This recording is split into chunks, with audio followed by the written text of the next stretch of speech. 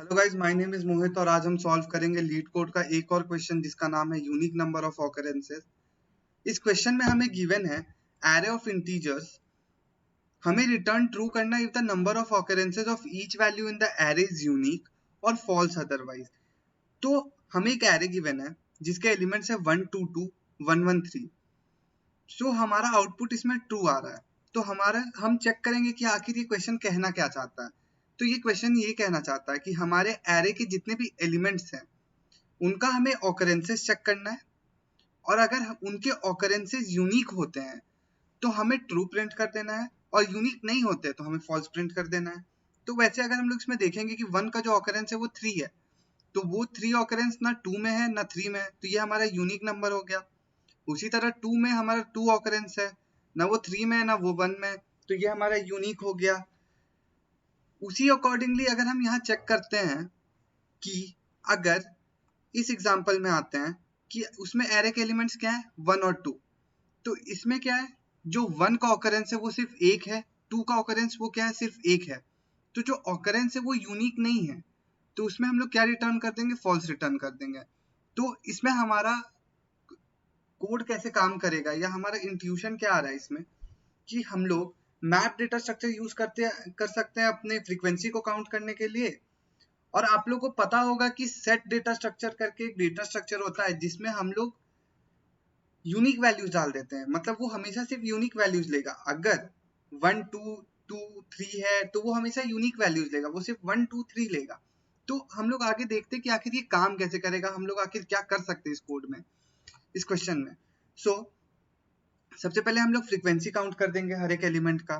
जैसे इसमें 1 2 2 1 1 3 था हमारे एग्जाम्पल में, तो हमारे लिए अगर हम लोग मैप में हमारे सारे एरे के एलिमेंट्स को डाल के उसका फ्रीक्वेंसी काउंट करेंगे तो हमारे लिए जो m का पहला की जो 1 है उसका वैल्यू क्या है 1 है, उसको हम लोग इंक्रीमेंट कर देंगे 1 से। ठीक है, वैल्यू 2 आ गया, उसको हम लोग इंक्रीमेंट कर देंगे 1 से।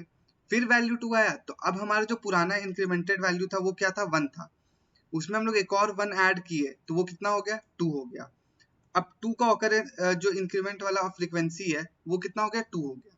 फिर से 1 आया तो हमारा पुराना वैल्यू क्या था 1 का इंक्रीमेंटेड वो 1 था, तो उसमें एक और 1 ऐड कर दिए तो उसमें कितना हो गया वैल्यू फ्रीक्वेंसी 2। उसमें हम लोग एक और 1 कर दिए, फिर एक और 1 आया तो फिर क्या होगा, जो हमारा 1 का फ्रीक्वेंसी था वो था 3 हो गया। 3 हमारा सिर्फ एक बार आया था तो उसका फ्रीक्वेंसी हमारा 1 हो जाएगा। तो उसी तरह हम इसमें चेक करेंगे कि 1 का जो फ्रीक्वेंसी आया वो 3 आया, 2 का फ्रीक्वेंसी 2 आया, 3 का फ्रीक्वेंसी 1 आया। तो इसमें हम देख रहे हैं कि जो एवरी नंबर है unique number of occurrence we will return true for this. ठीक है, हमारा यूनिक नंबर ऑफ ऑकरेंस है तो हम लोग इसमें ट्रू रिटर्न कर देंगे। अगर इफ द टू नंबर है सेम नंबर ऑफ ऑकरेंस, अगर मैंने आपको जैसे बोला कि अगर 1 का भी ऑकरेंस 2 होता, अगर 1 का भी ऑकरेंस 2 होता तो इसमें हम लोग कर सकते हैं कि जो दो ऑकरेंस है वो दोनों यूनिक नहीं है, तो इसका मतलब हम लोग को फॉल्स रिटर्न करना है। ठीक है, तो अब हम इसमें देख लेंगे कि आप लोग को पता होगा कि हम लोग क्या करेंगे ना, इसमें हम लोग बस एक सिंपल सा लॉजिक यूज करेंगे।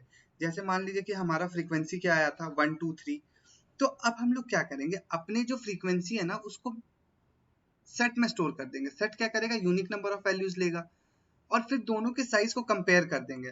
हम लोग यहाँ नीचे चेक करते हैं कि एग्जांपल के थ्रू मान लीजिए कि हमारा जो फ्रीक्वेंसी आया था वो आया था 1 2 3। अब हम क्या करेंगे, अपने जो मैप में वैल्यू हमने जो फ्रीक्वेंसी और ऑकरेंस स्टोर करा था उसको हम लोग सेट में स्टोर कर देंगे। सेट में क्या जाएगा, यूनिक वैल्यूज जाता है हमेशा, तो वो क्या ही जाएगा 1 2 3। अब हम इसमें चेक करेंगे कि क्या दोनों का साइज इक्वल है। अगर इक्वल है तो हम 2 प्रिंट कर देंगे, अगर इक्वल है तो हम 2 प्रिंट कर देंगे। अब हम फॉल्स का कंडीशन चेक करते हैं। मान लीजिए इसमें 1 का ऑकरेंस कितना आएगा, 1 का ऑकरेंस आएगा आपका 1। ठीक है, 2 का ऑकरेंस कितना आएगा, 2 का ऑकरेंस आएगा 2। ठीक है, 3 का ऑकरेंस कितना आएगा, 3 का ऑकरेंस आएगा 2। ठीक है, 4 का ऑकरेंस कितना आएगा 1। तो हमारा जो नंबर ऑफ ऑकरेंस आया जो स्टोर हुआ है मैप में वो क्या हुआ 1 2 2 1। ठीक है, जब हम इसको सेट में स्टोर करेंगे, सेट में हमेशा यूनिक वैल्यूज जाता है, सेट में हमारा क्या स्टोर हो जाएगा, सेट में हमारा स्टोर हो जाएगा, सेट में हमारा स्टोर हो जाएगा 1 2। अब हम जब दोनों का साइज मिलाएंगे तो दोनों का जब साइज मिलाएंगे तो दोनों का साइज इक्वल नहीं है, तो हम लोग उसको क्या कर देंगे, हम लोग उसको फॉल्स प्रिंट कर देंगे। अब हम सीधे आते हैं कोड में, देखते हैं कि इसका कोड कैसे काम करेगा। जैसे हमने आपको पहले बताया था कि कोड में हम लोग को सबसे पहले मैप में अपने एरे को स्टोर करके उसका फ्रीक्वेंसी काउंट कर लेना है। ठीक है, एरे को मैप में स्टोर करके उसका फ्रीक्वेंसी काउंट कर लेना। तो सबसे पहले हम बनाएंगे अनऑर्डर्ड मैप। ठीक है, अनऑर्डर्ड मैप बना लेंगे किस टाइप का, इंटेंट टाइप का। ठीक है, इंटेंट टाइप का बना लिए, नाम दे दिया हमने। अब हम एरे में आइटरेट कर लेंगे। ठीक है जी, आइटरेट कर देंगे हम एरे में। एरे में आइटरेट करके हमें क्या करना है, हमें उसकी फ्रीक्वेंसी को काउंट करना है। मैप में डेटा स्टोर करके उसके फ्रीक्वेंसी को काउंट करना है। फ्रीक्वेंसी को काउंट करेंगे तो MIT प्लस प्लस, इसका मतलब क्या, हर जब भी एरे के एलिमेंट्स में जाएगा वो मैप में स्टोर होकर उसके वैल्यू को हम लोग इंक्रीमेंट कर देंगे। तो इसका मतलब क्या, हम लोग कर रहे हैं स्टोर कर रहे हैं फ्रीक्वेंसी को। ठीक है, ओके, बहुत बढ़िया जी। अब हम क्या करेंगे, और हमारा मैप का ऑकरेंस आ चुका है, हमको उसको सेट में स्टोर करना है, सेट में इंसर्ट करना है जी। क्यों सेट में इंसर्ट करना है, सेट में इंसर्ट हम इसीलिए करेंगे क्योंकि अगर जो भी ऑकरेंस है वो हमारे सेट के इक्वल होगा तो हम ट्रू प्रिंट कर देंगे। हम उसको देखते हैं कि वो कैसे काम करेगा। हम लोग एक इन टाइप का बना लेते हैं सेट। ठीक है, अब हम क्या करेंगे, एक फॉर लूप चला देते हैं मैप के में। इसमें हम क्या करेंगे, इसमें हम ये करेंगे कि सेट के अंदर हम इंसर्ट कर देंगे अपने मैप का सेकंड वैल्यू। ठीक है, हमारा जो वैल्यू है जहाँ पे हमारा ऑकरेंस स्टोर्ड है उसको स्टोर कर लेंगे। ठीक है, अब हम देखेंगे कि क्या हमारा m dot size is equal to इस डॉट साइज। अगर दोनों इक्वल है हम क्या करेंगे, हम रिटर्न कर देंगे ट्रू को। अगर इक्वल नहीं है हम क्या कर देंगे, हम रिटर्न कर देंगे फॉल्स को। ठीक है, अब सबसे पहले इसको रन करने के पहले मैं आपको टाइम कॉम्प्लेक्सिटी बता देता हूँ। कभी भी हम कोई भी डेटा अपने मैप में सेट में स्टोर करते हैं, इंसर्ट करते हैं, तो उसका जो कॉम्प्लेक्सिटी होता है वो हमेशा ON होता है। तो इसका टाइम कॉम्प्लेक्सिटी ON ही होगा, और इसका स्पेस कॉम्प्लेक्सिटी भी ON होगा क्योंकि हम लोग इसमें एक्स्ट्रा स्पेस यूज कर रहे हैं। तो अब हम इसको रन करते हैं अपने कोड को, क्या देखते हैं कि काम कर रहा है कि नहीं कर रहा। फिर से एरर आ गया, सॉरी गाइज, नेटवर्क एरर था। तो मैं अब इसको रन करके देखूंगा।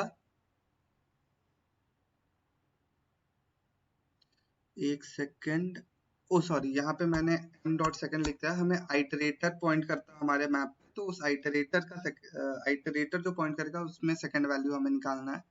तो ये हमारा एक्सेप्ट हो गया है। अब हम इसको सबमिट करके देखते हैं क्या ये हमारा एक्सेप्ट हो रहा है कि नहीं हो रहा है। तो ये हमारा एक्सेप्ट हो गया है। सो गाइज, इस वीडियो के लिए इतना ही, मिलते हैं नेक्स्ट वीडियो में। Till then keep watching my videos and don't forget to hit the like button and subscribe button.